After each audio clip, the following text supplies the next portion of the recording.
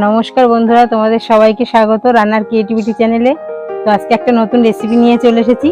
তো আজকে রেসিপি হবে খাজা রেসিপি। রসালো খাজা তৈরি করব আমি সামান্য কিছু উপকরণ দিয়ে। তো খাজা তৈরি করার জন্য দেখো আমি ময়দা নিয়েছি 200 গ্রাম, আর এখানে আছে ঘি আর চিনি।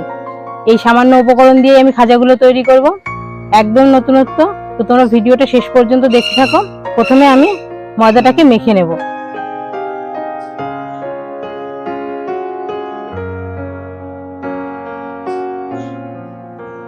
তো বন্ধুরা দেখো, এখানে আমি 200 গ্রাম ময়দা নিয়েছি। তো আমি কিছুটা গুঁড়ো ময়দা আমার পরে লাগবে, তার জন্য আমি কিছুটা ময়দা তুলে রাখবো। এবার ময়দার মধ্যে দিয়ে দেবো সামান্য পরিমাণ লবণ, দেবো একটুখানি খাবার সোডা। এবার এটাকে আমি ভালো করে মিশিয়ে নেব। এবার দিয়ে দেবো ময়াম দেওয়ার জন্য ঘি। তো এখানে আমি ঘি নিয়েছি, তোমরা চাইলে সাদা তেল দিতে পারো, ঘি দিলে ফ্লেভারটা ভালো হবে।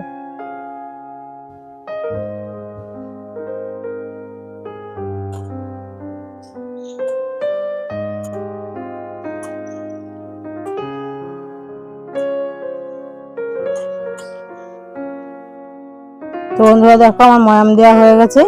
এবার আমি অল্প অল্প জল দিয়ে মেখে নেব।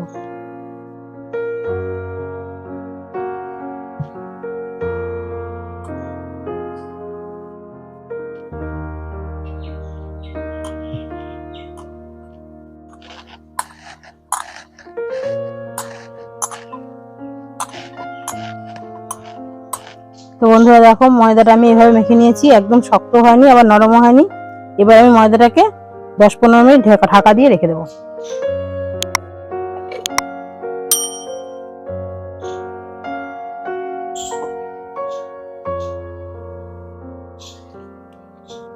তো বন্ধুরা, প্রথমে আমি মিষ্টি শিরাটা তৈরি করব খাজাগুলো ভেজানোর জন্য। তো তার জন্য কড়াইতে আমি দিয়ে দেবো জল।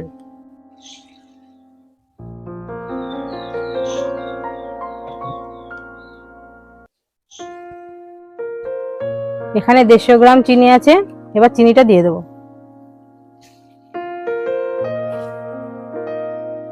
দিয়ে দেবো 2খানা মুখ ফাটানো এলাচ, এটা শুধু ফ্লেভারের জন্য।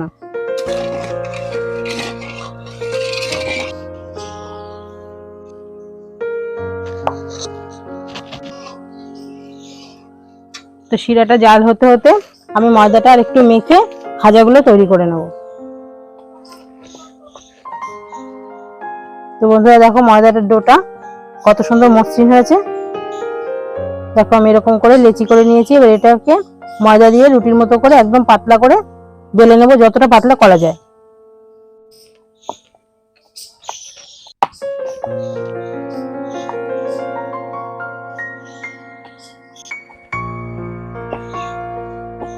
তো দেখো, একটা রুটি আমার বেলা হয়ে গেছে। দেখো একদম পাতলা রুটি, এরকম করে আমি সবগুলোই বেলে নেব।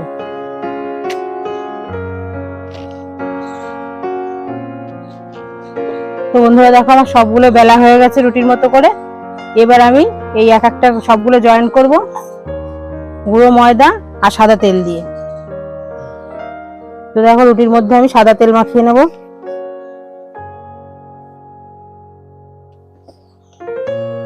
এবার দিয়ে দেবো গুঁড়ো ময়দা।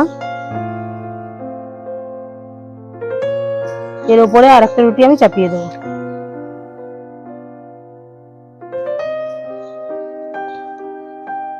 এটাতেও আমি আবার তেল মাখিয়ে নেব। এরকম করে সবকটা রুটি আমি এভাবে বসিয়ে নেব।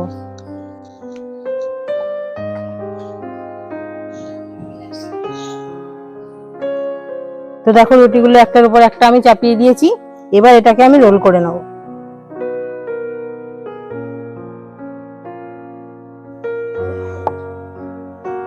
এবার এটাকে ঘুরিয়ে ঘুরিয়ে একটু সরু করে নেব। তো দেখো, এটাকে আমি একদম রোল করে নিয়েছি আর একটু সরু করে নিয়েছি ঘুরিয়ে ঘুরিয়ে।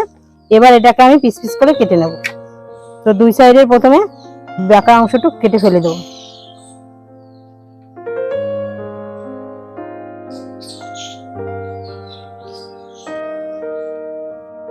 তো দেখো, এরকম করে আমি কেটে নেব।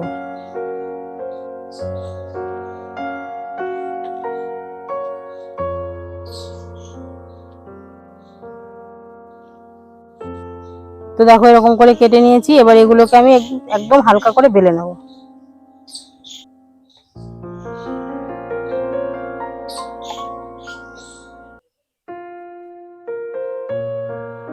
তো দেখো এরকম করে বেলে নিয়েছি।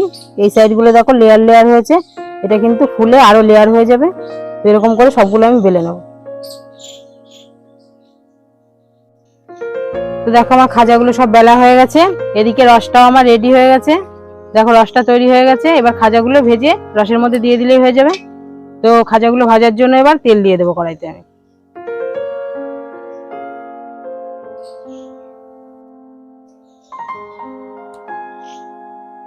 তো দেখো আমার তেলটা গরম হয়ে গেছে। এবার আমি খাজাগুলো ছেড়ে দেবো। খাজাগুলো কিন্তু একদম হালকা হিটে ভাজতে হবে, নাহলে কিন্তু পুড়ে যেতে পারে।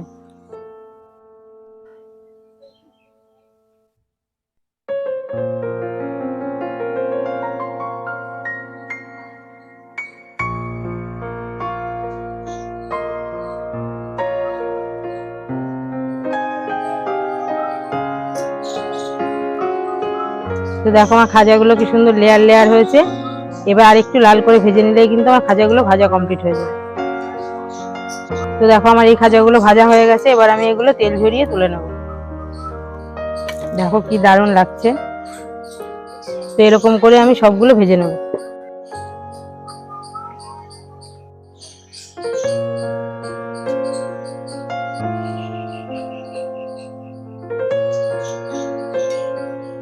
তো দেখো এগুলো একটা করে আমি রসের মধ্যে দিয়ে দেবো।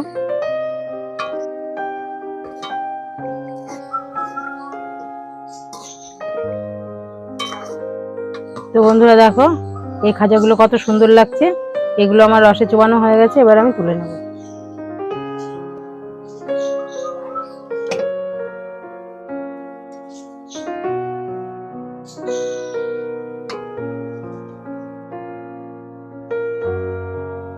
দেখো বন্ধুরা খাজাগুলো কত সুন্দর লাগছে। এটা খেতেও কিন্তু দারুণ।